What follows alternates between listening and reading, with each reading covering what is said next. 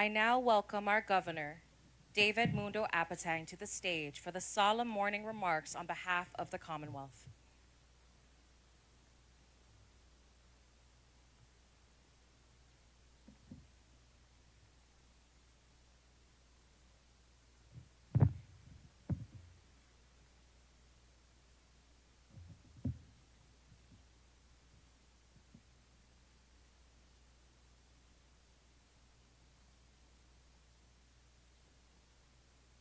Good morning. Buenos dias. Hapaday, Zantiro. Lieutenant Governor Dennis James Mendiola and I welcome our visiting dignitaries. We extend our sincere gratitude to each and every one of you for traveling from up near and afar to be here to pay your respects and give a special tribute to a remarkable man who gave so much of his life and expected nothing in return. To the late Governor Arnold Palacios' wife, First Lady Wela Sablan Palacios, his children, grandchildren, and siblings and families. The moment our governor passed, it brought a sudden silence in our lives. For us, and I am sure for many, the clock stopped and we felt uncertain, lost, and fully anticipating and explaining an explanation of how could it happen to a humble man.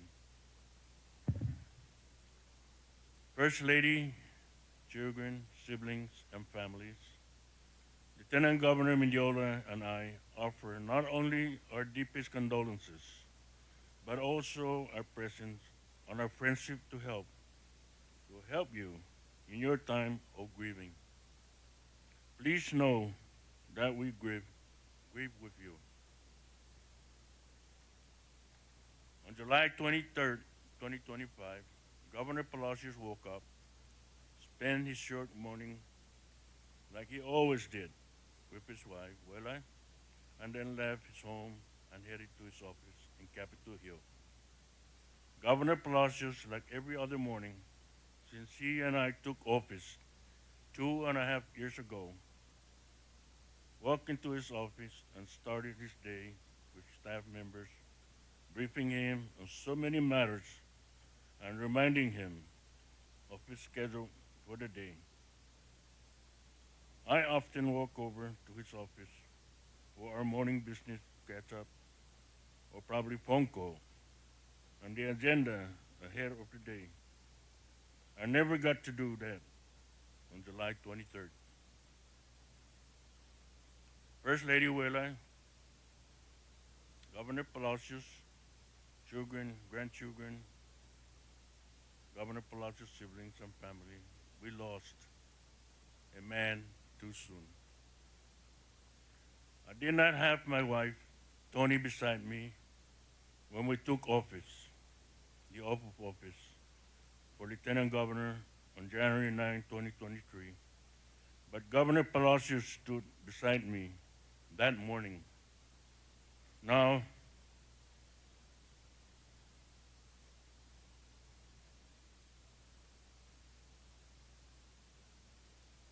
he is no longer here.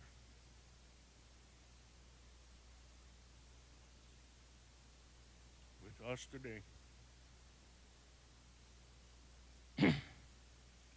My heart will always cherish the many memories my great friend Governor Palacios and I created and shared together.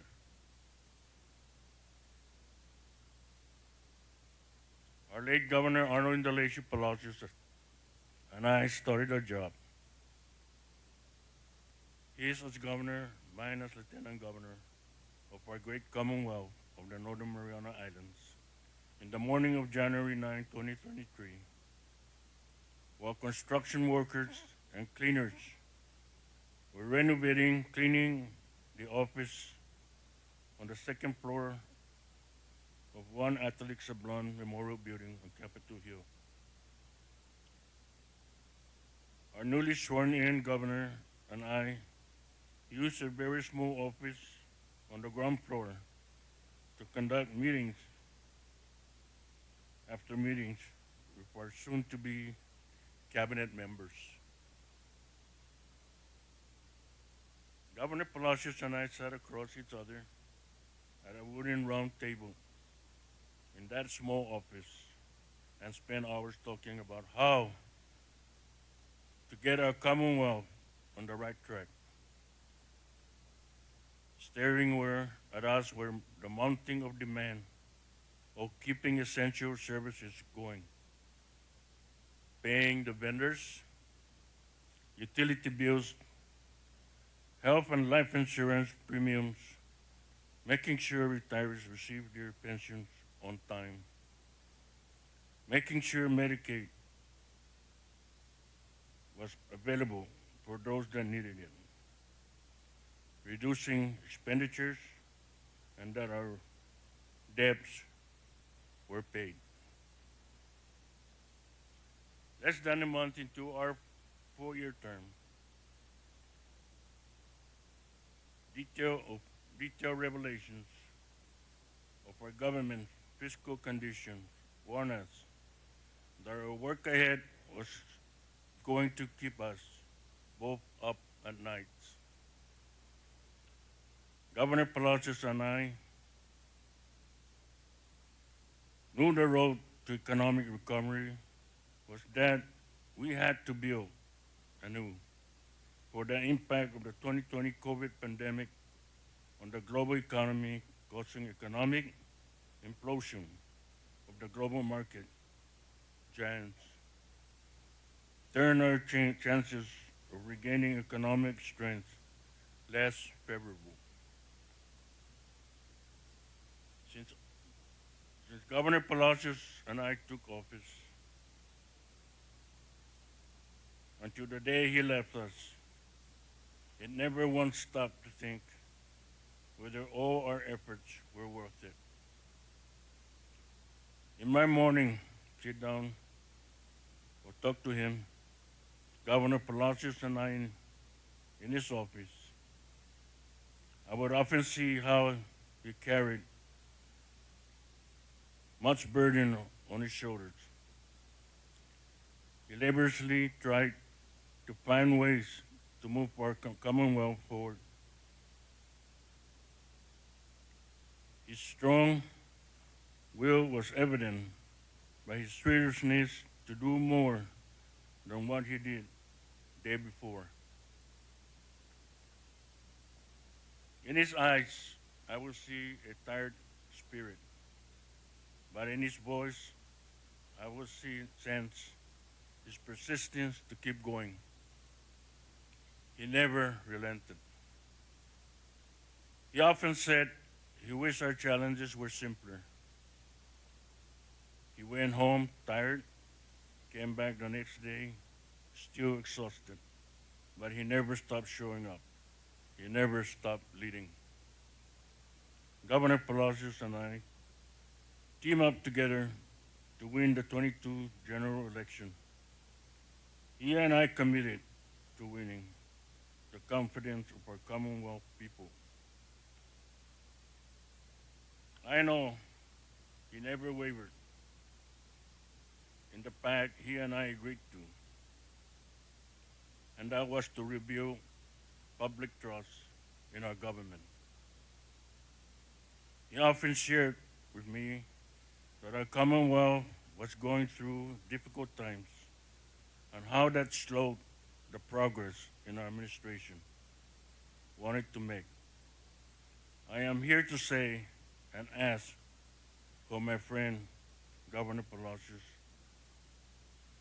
that our Commonwealth should be patient as we will eventually emerge from the rogue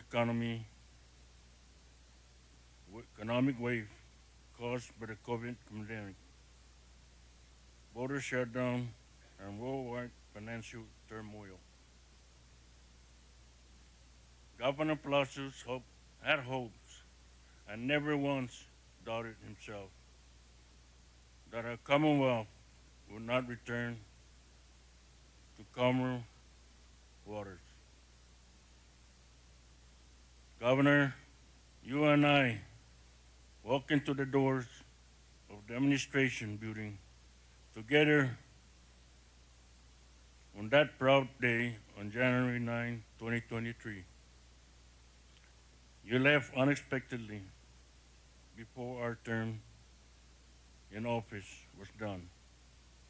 But I promise you this, I will walk out those same doors when it is time with you in heart. Please pray for me to be strong so that I can carry on.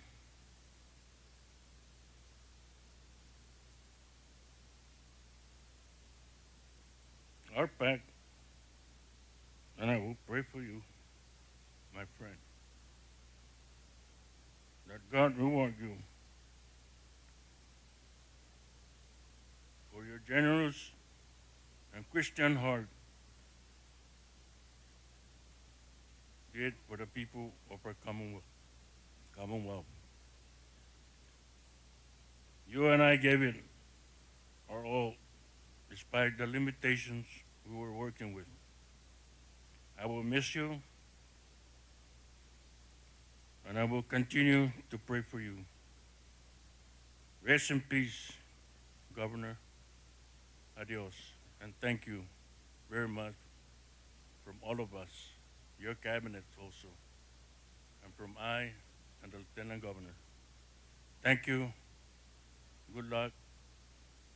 We will continue to remember you in our hearts. Sidus Masit.